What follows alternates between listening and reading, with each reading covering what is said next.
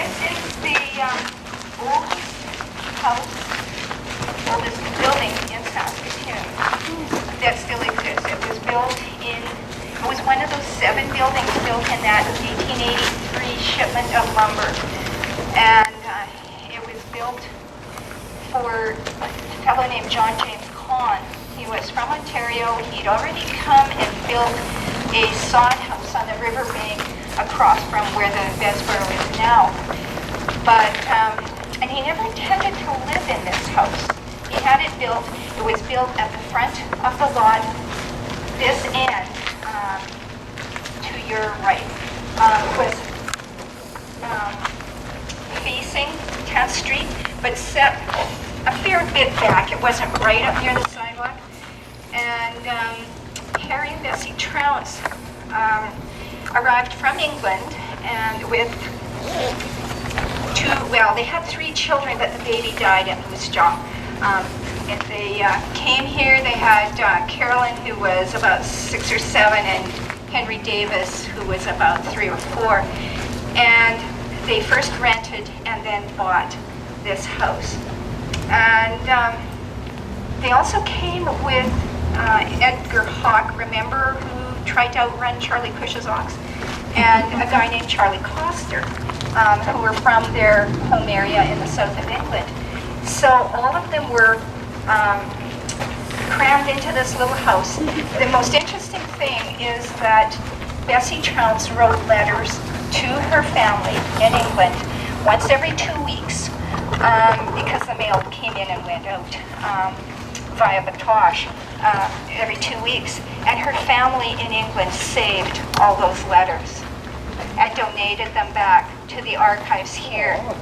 So you can actually sit there and read what Bessie Trounce has to say about living in Saskatoon in 1884, 85, 86. And she died in childbirth in May of 1887.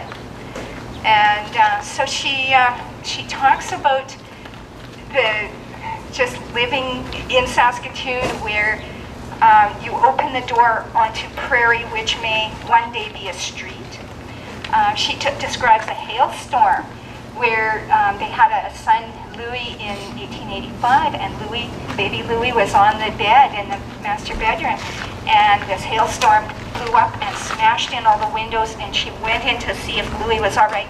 And there he was still sleeping, but he was surrounded by broken glass. So this is the sketch from Maud McIntosh's little hand-drawn map.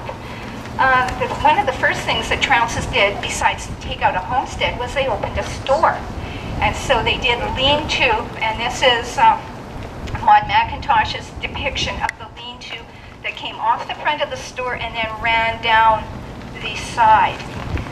And then you flip it over, and you have a floor plan. In one of her letters, Bessie draws this little postage stamp sized sketch and labels it as to, so there's the kitchen, living area, big room, and then 2 little bedrooms.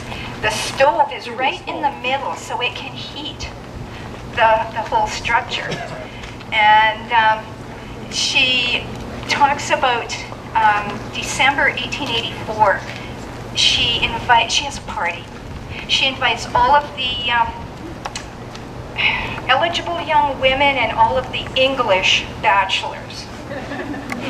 She was very English. Nice. And they had probably 25 people in this little house. It's not very big. It's about, 16 by 20, maybe?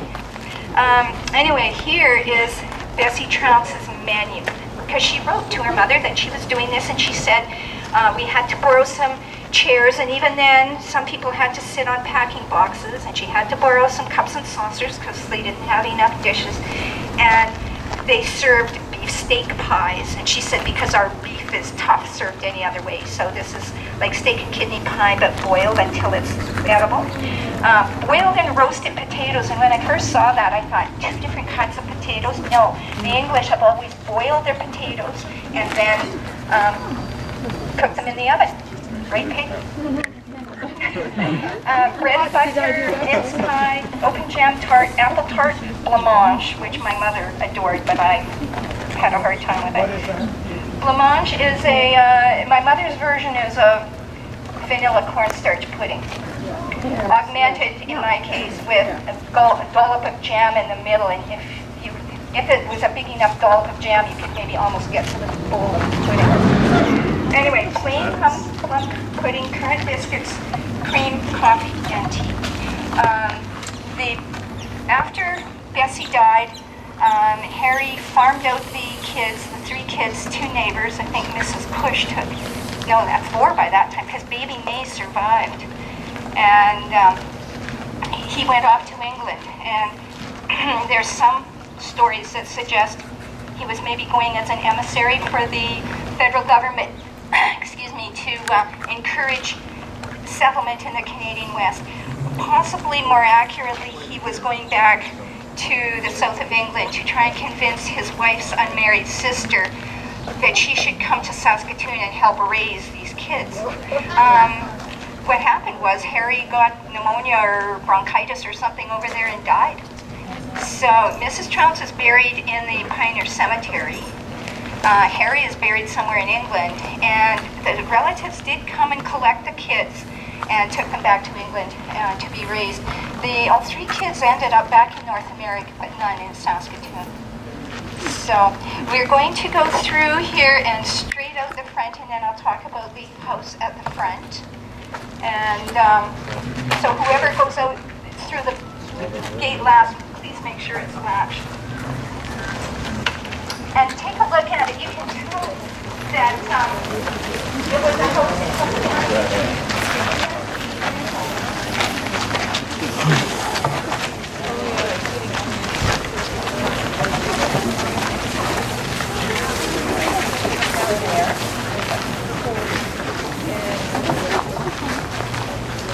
and then come down, and then we'll show you where, yeah, north, and then come west here the way you'll see the alleyway. See the oldest house that's standing right next to it. Okay, bye.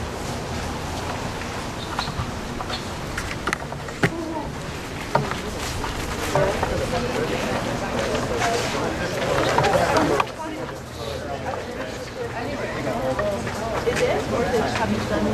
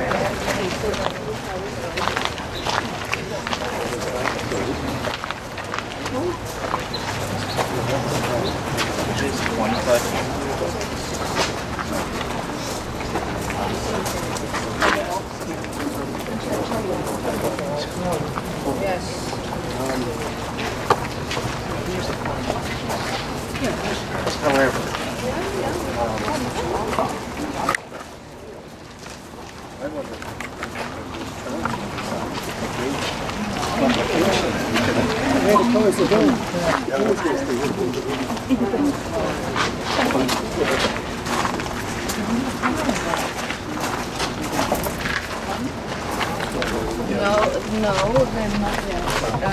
Mark is lovely. Joe. Yeah, we should move through, everybody. Move.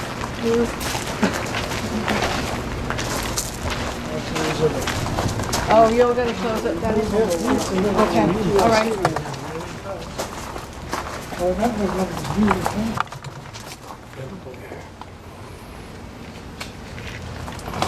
Okay, let's move on. You guys keep going. No.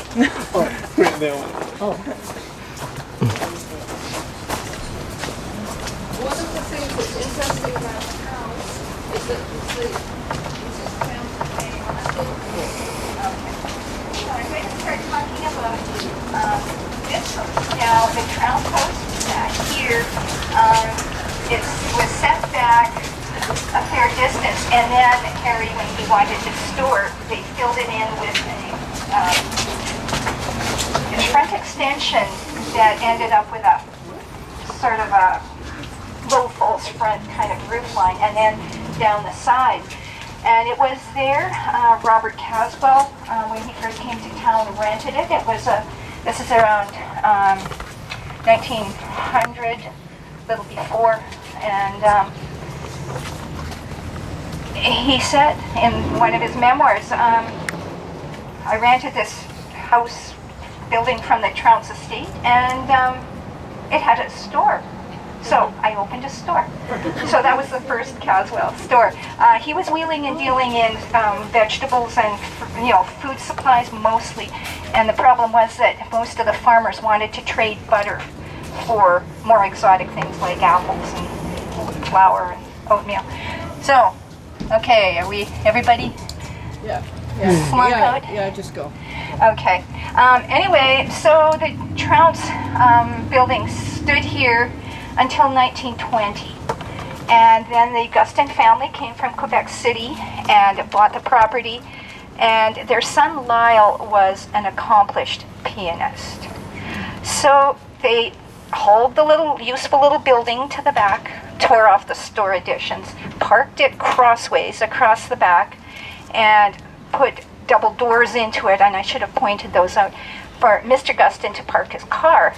And they built this house to accommodate their son Lyell's musical career. So it has two musical studios.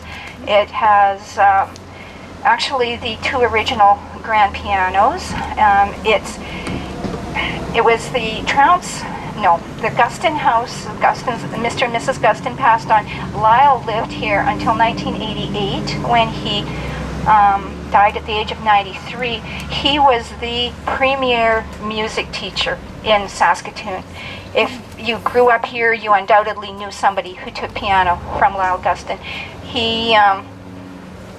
Some of his students went on to international careers. And the only reason the little Trounce house survived was because Lyell had a bad back. And his doctor said, you should not have a car, you should ride a bicycle. So he didn't need to get rid of the scruffy little garage where, the double doors opened into the big room and old Mr. Gustin could park his little car. Anyway, one of Lyell Gustin's students, a fellow named Lloyd Rodwell, had gone on to a career as an archivist, and he bought the property from the Gustin estate and had it designated as municipal heritage property. And when Lloyd Rodwell passed, he left his estate to the upkeep of this property. So it's managed by a management committee, and they have continued on Lyell Gustin's tradition of having small musical soirees here. He did that once a week, I think, and to showcase his students. And now they try and do it and start here, and then if it's going to be a larger event, they migrate across to Grace Church. So check out Gustin Trounce online. Just Google it and you will find it.